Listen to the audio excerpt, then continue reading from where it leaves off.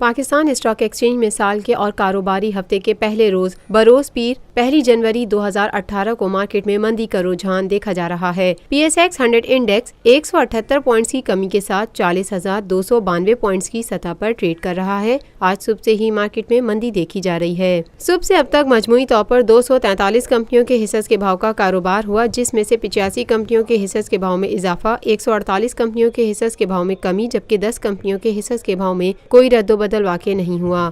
Market ماہرین کا کہنا ہے کہ مارکیٹ میں اتار چڑھاؤ کا سلسلہ آئندہ بھی جاری رہے گا۔